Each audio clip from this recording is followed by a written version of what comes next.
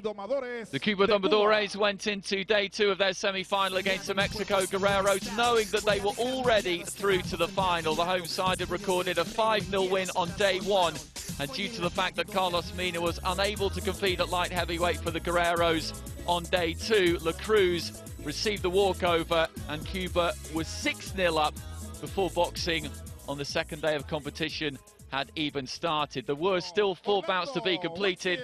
The first one saw Orlando Huitzel up against debutant Frank Zaldivar at flyweight. It was a tight bout all the way through. Huitzel, as he generally does, was the aggressor, coming forward, dipping that head low at times.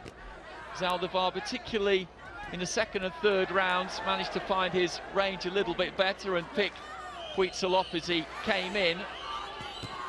And there was still a possibility that Huitzel could get something out of this as they headed into the 5th round. But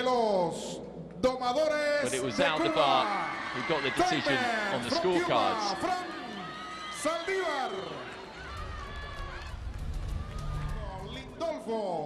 At lightweight, Lindolfo Delgado, 4-1 in the group stages, and a winner against Azerbaijan in the quarterfinals found himself in with Lazaro Alvarez, top of the lightweight rankings, 7-0. A 2011 World Amateur Champion, and Alvarez's slick boxing skills were just too much for Delgado, who never stopped trying, but Alvarez's reflexes, hand speed and foot movement just set him really as a class apart, as he has been against all of his opponents in World Series of Boxing throughout the course of Season 5. And it was Alvarez who won it, dropping just the 1 round on one of the judges' scorecards.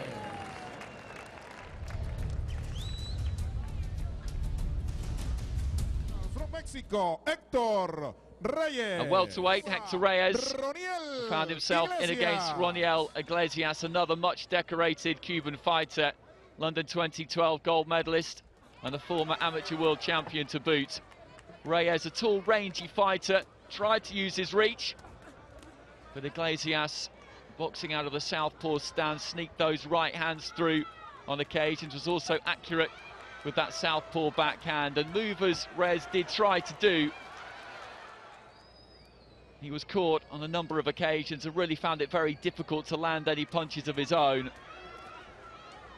Iglesias dominating, particularly in the final round, where that crisp left hand saw the referee step in to issue a standing count to the Mexican fighter.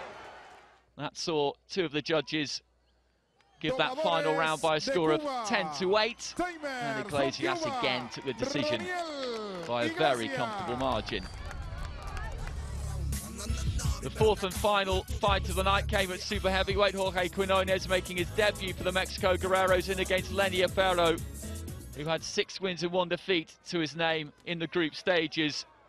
Ferro immediately looked to the body, and Quinones fairly swiftly went down. Referee Mick Bassi giving the count. And it wasn't long before Quinones was down again. Ferro just teed him up for that left to the body, followed by a right hand. He touched down with the gloves very, very briefly, and you could see at that stage that Quinones really didn't want too much more to do with Lenier Ferro. The fight was stopped, and Ferro got the win by 1st round stoppage, which completed a comprehensive victory, 5-0 on day 1 and on day 2. They will now face either the Astana Arlans or the Russian boxing team in the final.